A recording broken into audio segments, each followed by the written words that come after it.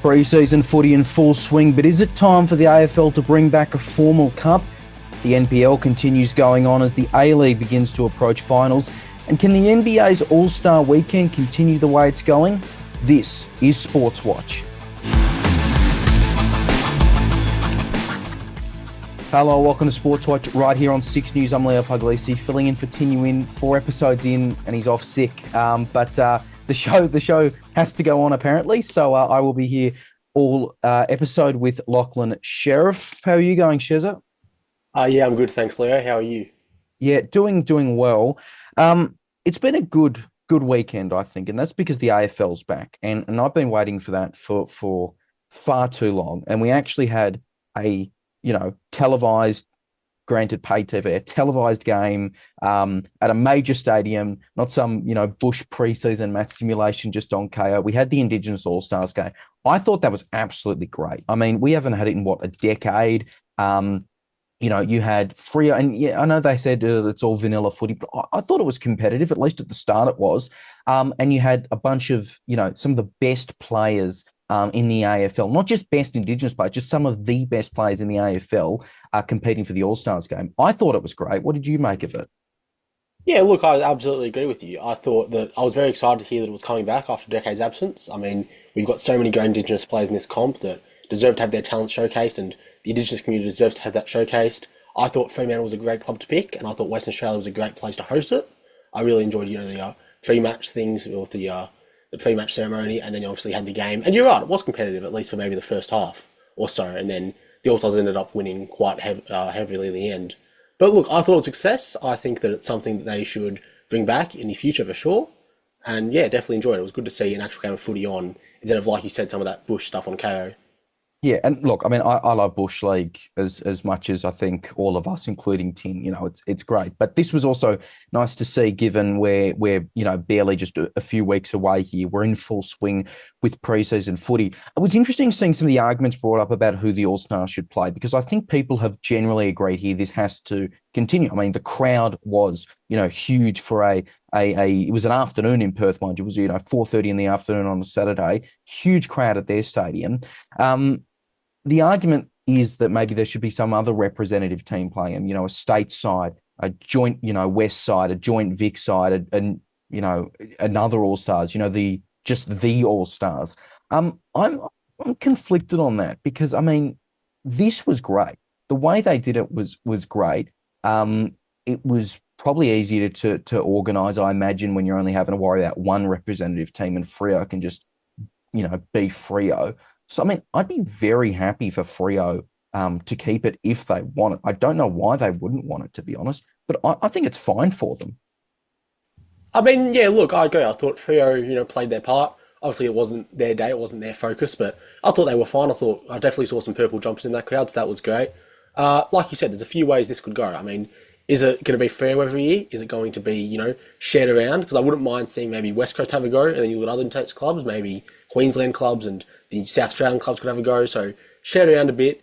There's obviously the other choice they could do, which is they could go with the All Stars, as in like the All Australians team. They could even try maybe an international All Stars thing. You've got so many players from Ireland. You've got a couple of Americans. So maybe that wouldn't be able to make up the numbers. But that's another possibility that I saw floating around. So look, I'm not sure if this is going to happen every single year.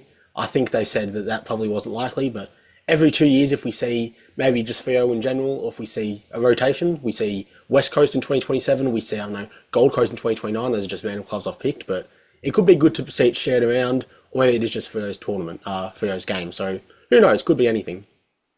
Yeah, and look, I think I generally like representative footy. I wish we had the international rules back. I think that was great. That's a separate conversation, mind you.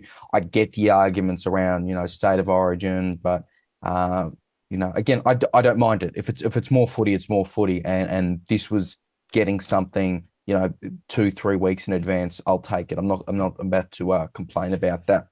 It's interesting that when there's preseason period, we've got the match simulations going on, these unofficial ones. We've got the proper community series, which is just really it's a brand name. It's stretching it for what is just like one official game at this point. It's not even like 2 games really. It's one game for each club. should we be bringing back something like the NAB Cup? Because I did like it. Granted, it was gone. I was pretty young when it was last being played, but I thought it was good. It's another competition. It's something that fans can actually look forward to and maybe have a bit more stake in. And it gets a little bit of silverware for some of the clubs. I'm thinking like St Kilda got a maybe it was Wizard Home Loans, whatever the brand was in about the 2000s. Why don't we bring back the cup? I'd love to see it back. Yeah, look, I'm conflicted on it. I mean, like you said, I was also young when it disappeared. I think I remember the last one, it was Brisbane Carlton, if I'm not wrong. I think that's the only one I remember. So I don't have memories of it myself. But I do hear the argument. I know that people do want to see more competitive footy in these weeks leading up to the season, which I think is why the Indigenous All-Star Game was received so well by many.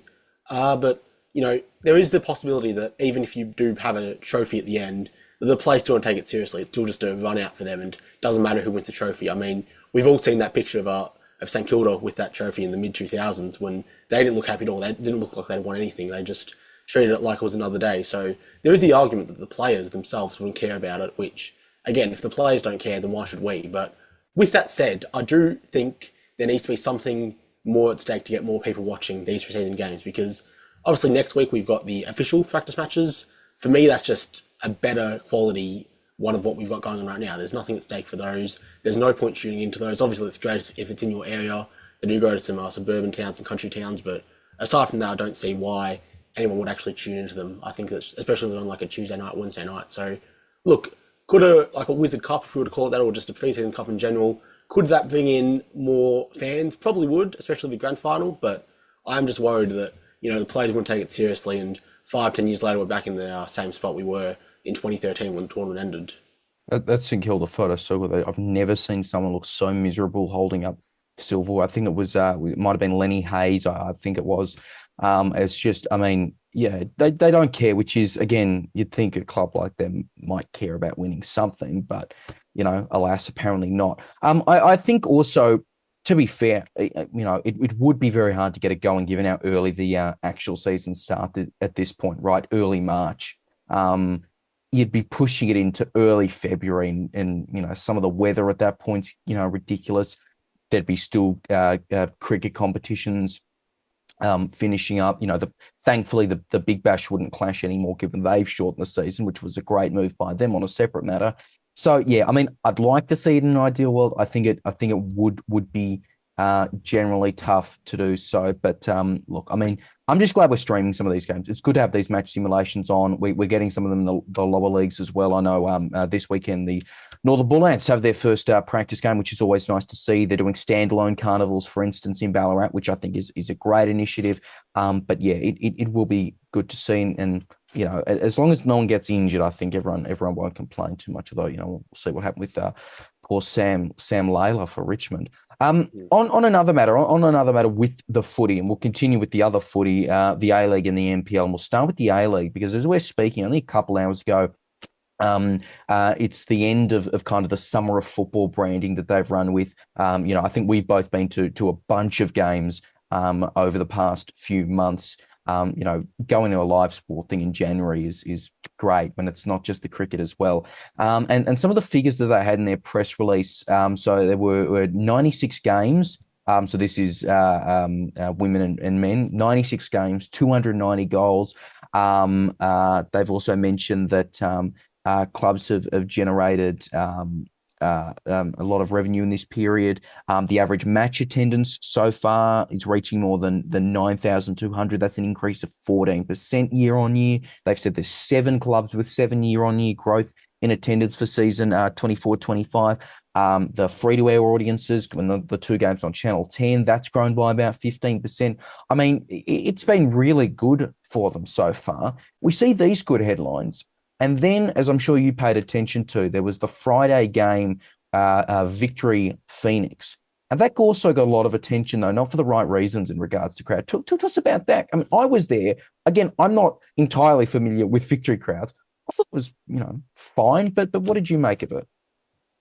I mean, I'll be honest, I was a bit shocked that everyone was that up in arms. I think you play a Friday night game, and people say, oh, Friday's the blockbuster game, but also people go to clubs on Friday. We all know what people go up to on Friday, so it's not the ideal spot, I would say. they're playing a team from New Zealand, a Wellington team, and from what I heard, I thought Wellington did great bringing up their away fans, but you're still not going to get too many of them coming up. So, admittedly, I thought, what was it, around 9,000 fans there on Friday? I thought that was about what I was expecting. Unfortunately, I couldn't make it. I would have loved to have, but look, I wasn't too shocked. But with that said, we have seen Victory pull in some big crowds in the past, and I think that's just in general, the whole A-League has pulled in some bigger crowds than that in the past for their big Friday night games, whether they're playing a local rival or a New Zealand team. So, obviously, it's a little disappointing, but with that said, I don't think it's, too big of a problem. I've seen Victory have some great crowds this season. I think of the Derby, I think of the Big Blue. So I know those are the big games where we expect more fans, but I still think that there's clearly an interest in Melbourne Victory and in the A-League in general. So I know they would have loved more fans there on Friday night, but I'm not too worried about that. Yeah, I mean, I thought it was okay. As you said, Wellington, I think they did the best they can for a New Zealand team on a weekday game. In terms of its away team, although I know there's a pretty decent amount of supporters, in Victoria as well, which is always good to see, and that's been able to help them. All in all, it was a pretty boring game, to be honest, and the weather was shocking. But I don't think that harmed the crowd by much, particularly. But I thought it was good, and just in general, I think the other thing the A-Leagues has mentioned in this is that there's a lot of focus on the young talent, and we only just covered, or you guys covered on Sportswatch, some of the young talent going in the world transfer market, which has been great to see. But there's been so many young players that have participated in this season, haven't there? They have for sure. I mean, everywhere you look, it doesn't matter whether it's the men's or the women's comp, we've got some new kid coming on the scene every week. I mean, I support Melbourne City. I've got so many young players who I've loved watching. I think of Lawrence Wong, who scored his first goal, our youngest ever goal scorer now, on the weekend against Perth. So everywhere you look, there are these young players who are bursting on the scene in both the men's and the women's competition. It's great to see. Obviously, we know that once these players get to a certain age, they will want to go play in Europe. I don't think we can really do anything about that. I think that's just where football is at this point. But it's great to see that these young, 17, 18, 19-year-old kids can burst on the scene and can bring in the fans, because I was very pleased to see Lawrence Wong, for example, score on the weekend. That's what makes this competition so great, in my opinion, because we've got these, young children who are like the kids, the 12, 13-year-old kids sitting in the bay, who want to live out their dreams being an A-League player. So for me, it's been the best part of the season, seeing these teenage kids or these 20-year-old kids bursting on the scene and seeing a few of them go to Europe as well. Obviously, it's bittersweet. You'd love to see them in the competition for as long as possible, but nonetheless, I was very pleased to see all the young talent we're bringing into this league, and I think it's probably been my highlight of the season almost. Yeah, just on that, we're getting very close to finals here. You can obviously see the ladder on the screen for you now. One club that's getting close to it, but they could drop out for all we know. Macarthur, and they've had a little bit of trouble over the past few days with their their captain leaving. Which look, again, I'm no expert, but I don't think that's ideal. Again, maybe that's just me, but I don't think that's pretty good and normal for a football club, especially one that is just teetering inside the top six at the moment. If MacArthur eventually just misses out, could this be the defining reason? Oh, for sure. I mean, we all knew Valère Germain was starting to maybe get a little unhappy with his situation at MacArthur. We, saw his reasons for leaving. It was a bit unusual. So he was always a bit of an unusual personality. You never knew what he was quite going to do, but the numbers were there. He's their all-time leading scorer now. He's just an incredible player who they will miss. I think what hurts the most is the timing. Like, if he says in January, I want to leave, they sell him to a Japanese club, they get money back on him. It's like, fine, we'll go sign someone else. But, to do that in February, when the window just shut last week, it's going to sting a lot for them. And I do wonder, could they have just stood their ground? Could they have said, you've got a contract here, we'll sort this out when the winter transfer window opens in July. So I do see that argument. However, if he's unhappy and if he's going to cause a negative issue on the team, you might as well just cut your losses, I suppose. But even then, you do wonder who scores the goals for them now. So it's definitely a problem, I think, for them now. Yeah, I mean, like I've always thought, and again, I don't, I'm not, someone who's extensively seen behind the scenes in terms of how contracts work and all that. But in general, I think if you've got a player who is just unhappy to be there, it's probably better to get rid of him because, or her, or them, or whatever it is, because you know, you have to have some kind of level of culture. If they're just miserable walking around, I think it's never going to be good. I don't think that would have been good here, but then again, I think it's a lose-lose for MacArthur at this point. Just an absolute worst possible timing, complete stinker for them. So we'll see how it impacts them. It's, a lot of Vic clubs who are, well, I say a lot, all three Vic clubs doing well in the top six at the moment, and we'll keep following that closely. Speaking of Vic, NPL Victoria, round 2 just wrapped up. We were all at the South Melbourne game on Monday night, which was nice to see. It was a 3-1 win over the traditional rivals Knights. Good game. I think a healthy crowd as well. Avondale currently at the top of the ladder there. They are just followed by South Melbourne on goal difference. Then you've got Preston, Altona, Thunder, and then towards the bottom you've got Oakley, the Victory under 21s. If we're talking about young talent, and then also Port Melbourne. But it's been good to see. What did you make of South Melbourne first of all? I mean, it was a great night, wasn't it? We were all there. Monday night football, a bit unusual for some, but I personally enjoyed the vibe of it all. I thought it was a good crowd for a weeknight, and yeah, I definitely would have gone back again if they have put a game like that again. They played well. Obviously, it was 2-0 at half time. They scored 2 of their goals in quick succession. I'm thinking, okay, this is going to be, a good win. And then Knights get one back through unusual circumstances, but they rounded out with a 3-1 win. So, look, all credit to South Melbourne. They were the better team all night. I think even when Knights were starting to push in the second half, they held their ground firm. They only conceded once. So, yeah, good performance from them. It's definitely those type of wins you need if you want to go on and win the whole thing at the end of the season, which we all know they do. So, definitely a great performance from them. Yeah, and I'd be remiss if we didn't say and it's been a fast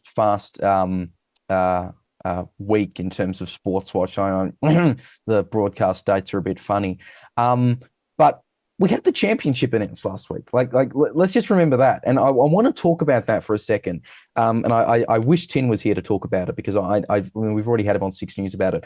But this is huge. And this is just about as good as it can get. And again, I would love, and I'm sure you would too, some proper promotion relegation at some stage in the future. This is building the blocks to it. But we have had the format in the discussion change quite a bit. This is, in essence, it's less of a second tier and it's more of a cup. It's more of almost a national NPL finals thing. I still think that's absolutely great. But is there any kind of sense of disappointment that we're not getting the full thing when we're starting it? I don't think so. I think it's a necessary step we've got to take. I mean, the original plans made back in, I believe, 2023 was that we get that league going immediately. And of course, that was everyone's dream scenario. But look, not everything works sometimes. There was a moment where we didn't think we'd have anything at all. So I think you just settle for this cup competition now. I think it'll be great to see some, Victorian sides go over to New South Wales. Those are the A clubs we've got already in Victoria and New South Wales. Hopefully, we get some other states involved in there as well. So I'm looking forward to it for sure. But no, I think we take this. Hopefully by 2026, 2027, we are starting to hear rumblings towards a league, and then we can get that proper pro roll going. Maybe by the end of the decade. These are obviously very loose numbers, but no, I think it's the right step we need to take. Two quick things. Number one, the name, Australian Championship. I asked this to Tin. Any possibility that, maybe, either 1, 2 English or 2 would confuse because you think the championship's the top tier? I mean, I think the name's fine. It's better than national second tier or division being the formal name. Yeah, same. I'm not really too fussed on it. I think everyone thought it was going to be NSD or NST for a while, national second tier, national second division. So, look, they've chosen Australian Championship. I don't think it matters too much. It is very English, obviously. They've got the AFL Championship over there, but, it's the most recognisable second tier in the world. So why not take a leaf out of their book and try and do that? So, no, I'm not too fussed on the name. And just also on the NPL here. And again, it's not crossing into their season, so this isn't a problem for this year. But in future, there's already some really strong Victorian clubs that are guaranteed to be part of I'm still going to say it, NSD, NST. How do you see the NPL shaping up there at a state level, maybe in the future when it is a proper competition? Is it still going to be strong enough? Are we going to get more, smaller clubs coming in? And yeah, what do you think will happen with that? Look, it's hard to tell what happens now to NPL leagues around the country. I mean, like we all know the NPL would love their big names to stay in. I know NPL Victoria will be gutted to lose South Melbourne, especially. That's been their main selling point all these years. Avondale and Oakley as well. Those are three big teams. Sorry, Preston, not Oakley. Preston. Those are three big teams as well. We could also see other teams like Oakley and Knights leave as well. So look, it's hard to tell where NPL Victoria goes from here, where all the NPL leagues go from here.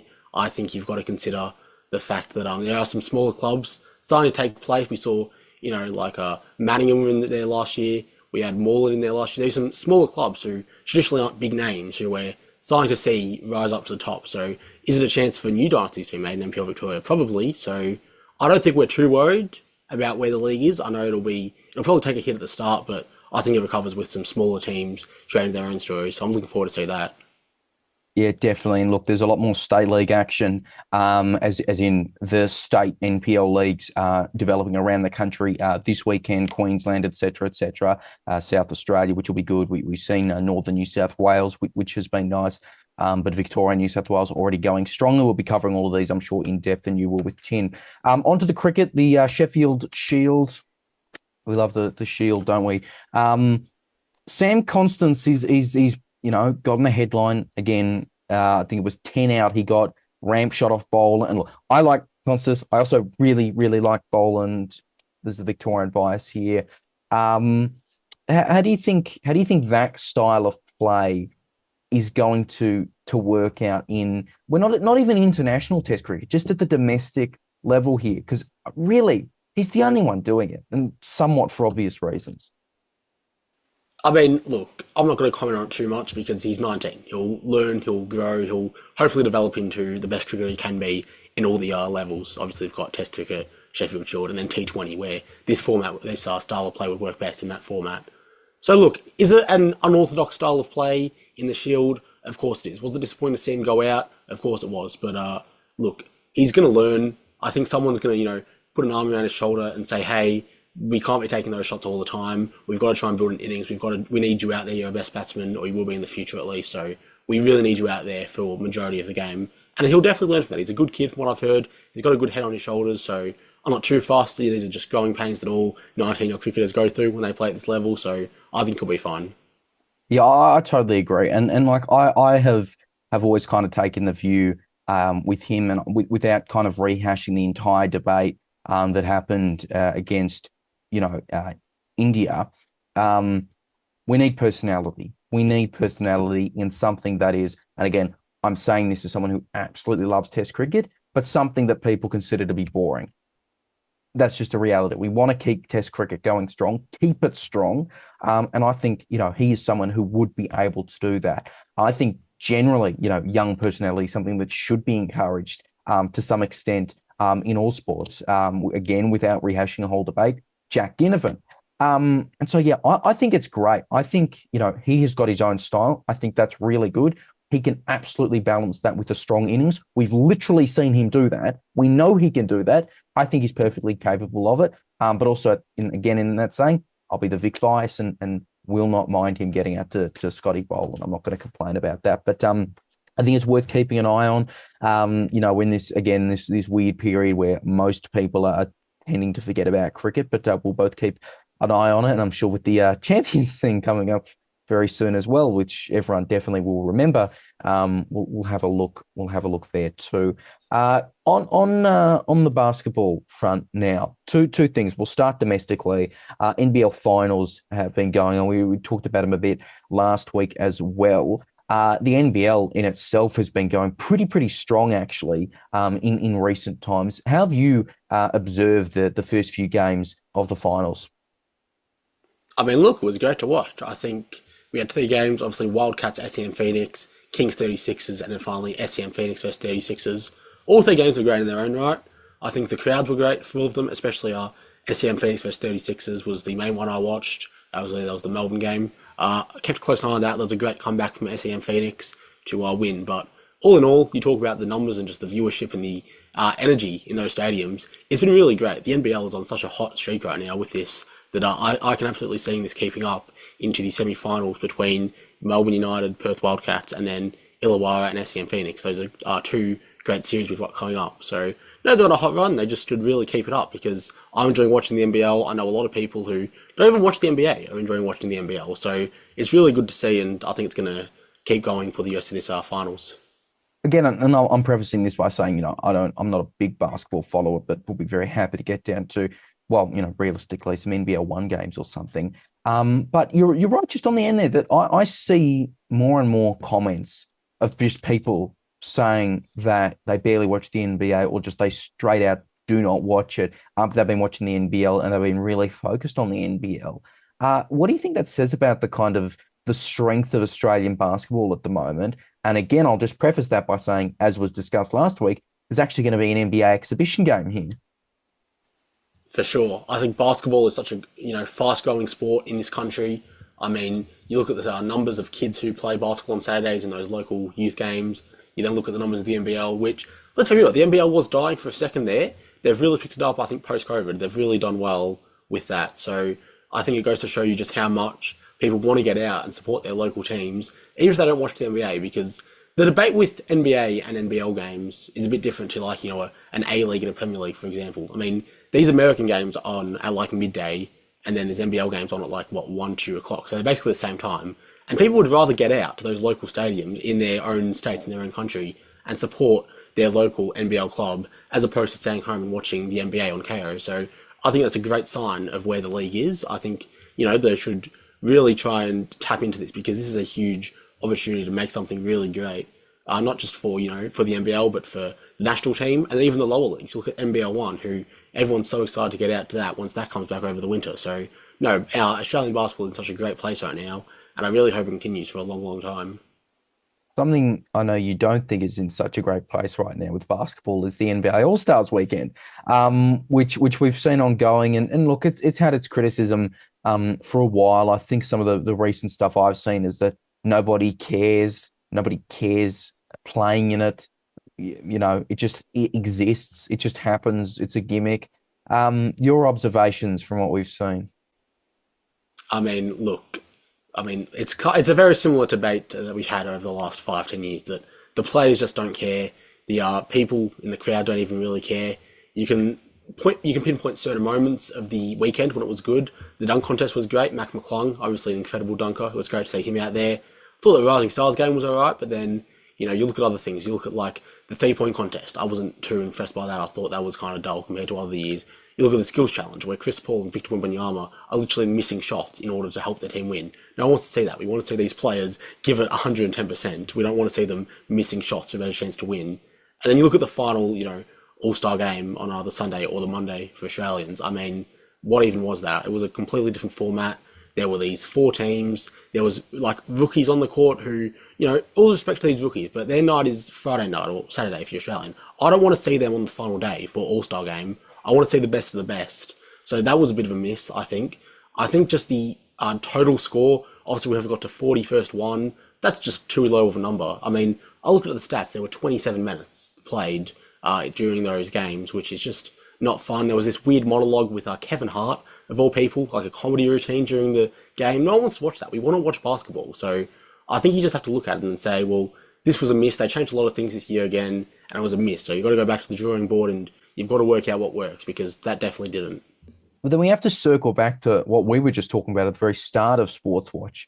Does anyone even care in terms of them playing? How can you actually force any of them to care, right? Whether it's the fans, whether it's the players. If they don't want to do it, they won't do it. And unless it's, again, a total drawing board situation here, or, who knows, entice them with money or just something, I would struggle to see how you can get genuine enthusiasm up, because that's something that you can't fake. I really don't believe you can fake actual enthusiasm and competitiveness in stuff like this. No, I agree. You can't fake it at all. It needs to be, dedicated. We want to see players out there who are, taking it seriously. Not even 100%. If they're going 80%, I'm fine. That's still a good number for you. Obviously, they don't want to get hurt over a game that doesn't matter. That's fine. But give us something more. I don't want to see these stupid half-court shots. I don't want to see the open dunks like we had the Jason Tatum game winner. That's not entertaining 21. So, I mean, how do you make the players care? Who knows? Do you put money involved? I mean, these players are already rich. They don't need money. You do like some sort of incentive for the season, which, again, I'm not sure. But you look at, the 2000s, the 90s, the players cared. And I think part of that was because there was the East versus West back then. It actually meant something to them. It was like a rivalry between the East and the West back then. Do you bring that back, maybe? Or do you try going USA versus the world, which the international talent pool is strong enough to do that nowadays? We saw the Olympics, how much that meant to people during the Olympics to represent their country and try to take down the mighty USA. So is USA versus the world the go-to move for the All-Star game? It might be, but it just can't continue like that with the 4 teams and the first to 40 because that just wasn't fun for anyone. Yeah, I mean, I think something like that with a rivalry is again really some of the only ways you can get the proper enthusiasm in. Again, noting on how it has many differences. NRL state of origin, there is clearly a culture around it. There is clearly a rivalry. It's a big thing. It's built up. They care. They do seem to care. Even I will watch these games, and I really don't care about the NRL. But you can tell they care. It just looks bad. And I think again, some of the only real highlights were the dunking. But again, for the NBL, I don't know how much money you're going to make if it's a 15-second dunking over a car clip, and that's all that anyone watches, because I'm sure there'll be plenty of people who didn't give it a thought, who didn't turn it on, and that's the last thing you want. Whereas again, many different realities here, but people will turn on a full state of origin thing. They will not just be watching the highlights, and they will not just be checking the final score. So some kind of rivalry might be able to do it there, but we'll see on that. And on that note, I think that about wraps it up for Sportswatch. There's going to be a lot coming up. We should think Ken is back next week. But, we're finishing up with AFL preseason there. We're getting, again, edging closer to the A-League finals, and I think there'll be a lot to talk about. But it's been nice filling in, and I'm sure we'll be able to do it many, many times throughout the year. Shezza, good to chat. Thank you, and thanks for everyone watching at home. Yeah, thanks for filling in. Have a good one, guys.